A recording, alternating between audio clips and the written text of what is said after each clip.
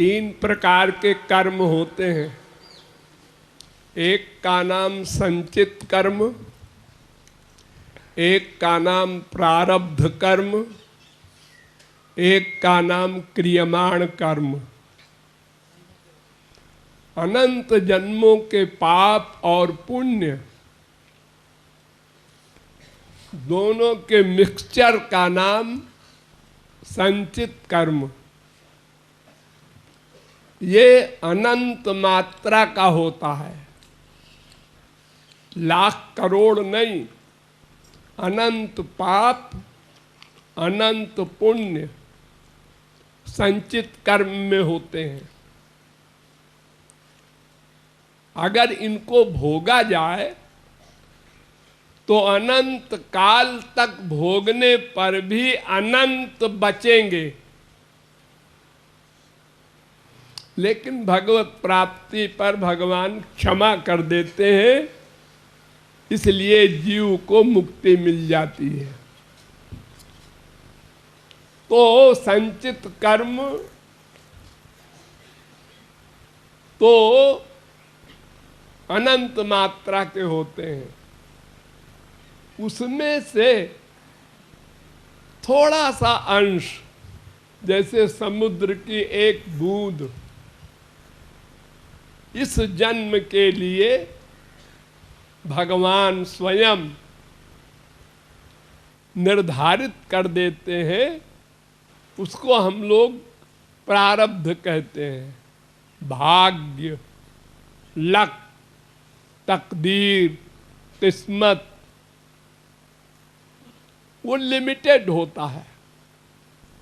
उसमें अच्छाई भी होती है, बुराई भी होती है।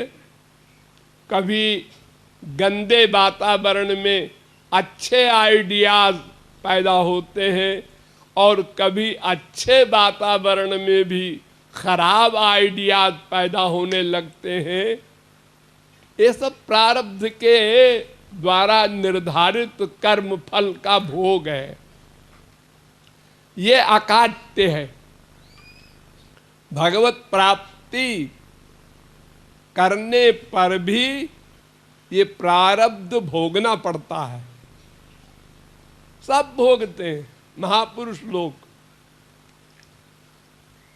वैसे भक्त प्रारब्ध को काट सकता है, उसको अधिकार दिया है भगवान ने। क्लेश अग्नि शुभदा मोक्ष लघुता कृत सुदुर्लभा सांद्रानंद विशेषात्मा श्री कृष्णा कर्षिणी चसा।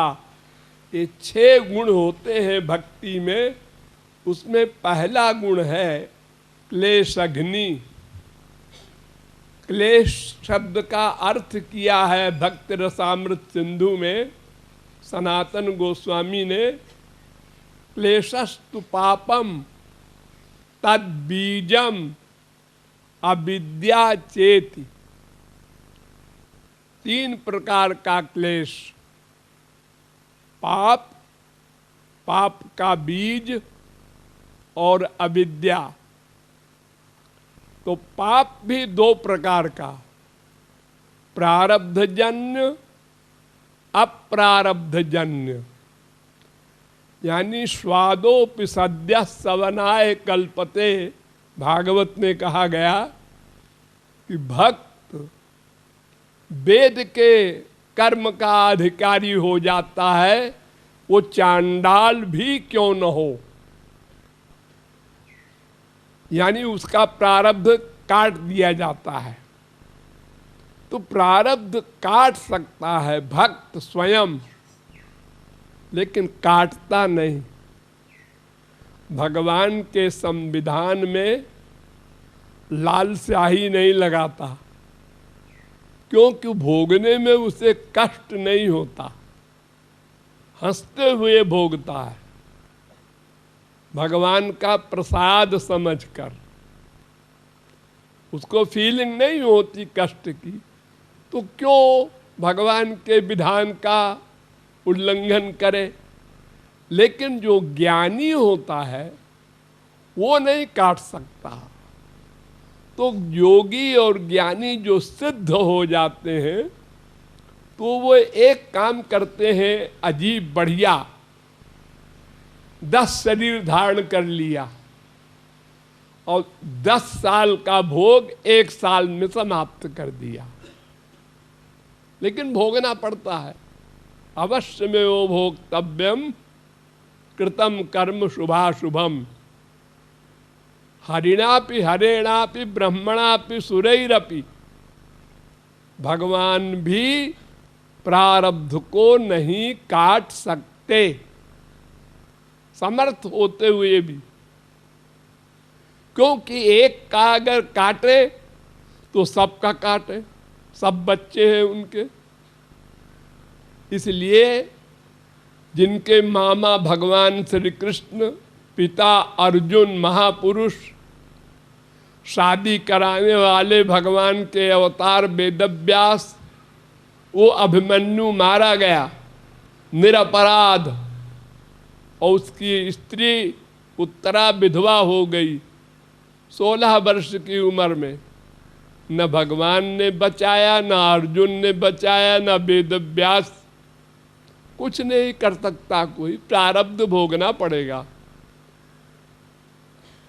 जिनके ब्रह्म के पिता दशरथ मर गए, कुछ नहीं कर सके राम, और तमाम वानरों को जीवित कर दिया और अपने बाप को नहीं किया। क्यों? समर्थ है भगवान और महापुरुष, लेकिन प्रारब्ध काटते नहीं, सबको भोगना पड़ता है। और क्रियमाण कर्म जो होता है वो वर्तमान काल में हम जो करते हैं अच्छा बुरा, उसको कहते हैं।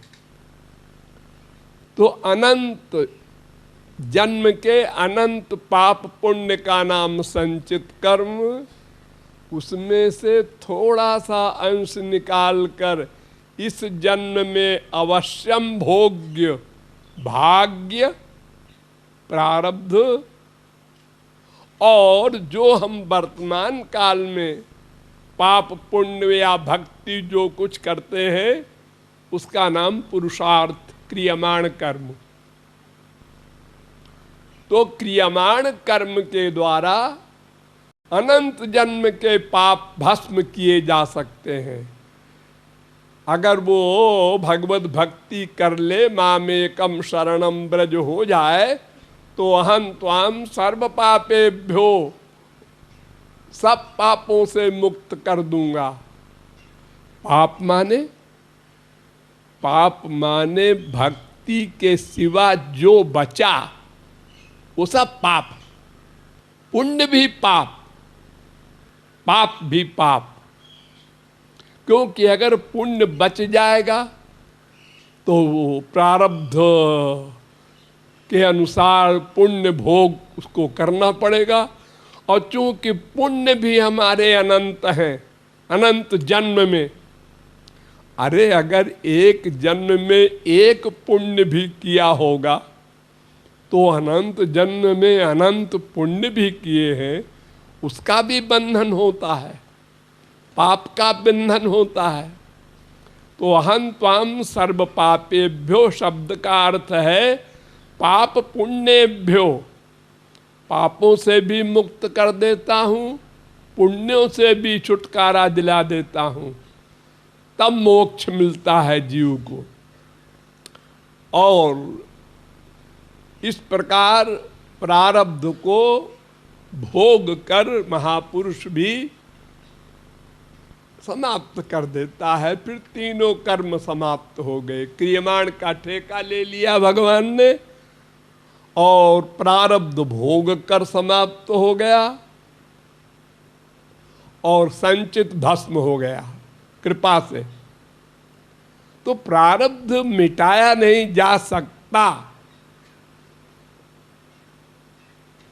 जो समर्थ है वो भी नहीं मिटाता। तो फिर ये कैसे कह रहा है लेखक कि लिखन वालिया तू ऐसा लिख दे? कैसे लिख देगा? विधि कर लिखा को मेटनहारा। ब्रह्मा दोबारा अपने लिखे पर लाल स्याही नहीं चला सकता, वो तो कानून के खिलाफ है, न्याय नहीं है, अन्याय हो जाएगा। भगवान गलती नहीं करते कि सुधार कर दिया उसमें। हाँ, इस जन्म में तुम प्रार्थना करो तो भगवान अगले जन्म में गुरु सेवा दे देंगे, ये संभव है। लेकिन इस जन्म में तो प्रारब्ध भोगना ही पड़ेगा। तुम्हारे ललाट में जो लिखा है, तो ललाट लिखिता रेखा परिमार्ष्टुम न शक्यते, उसको ब्रह्मा विष्णु शंकर कोई भी हो, हरिणापि हरेणापि ब्रह्मणापि सुरैरपि, कोई नहीं मिटा सकता। तो ये जिसने बनाया होगा एक कीर्तन, उसको तत्व ज्ञान न रहा होगा, वो समझता होगा कि हमारे कहने से फिर वो उसके ऊपर लाल स्याही चला देगा ब्रह्मा।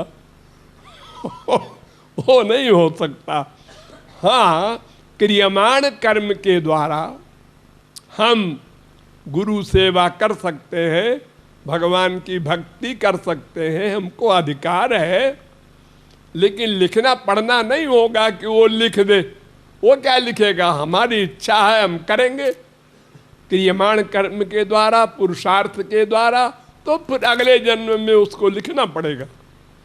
इस जन्म में हमको अधिकार है, हम भगवान की सेवा करें, गुरु की सेवा करें, और फिर वो प्रारब्ध बन करके अगले जन्म में ब्रह्मा उसको लिखेगा, ये आशय है।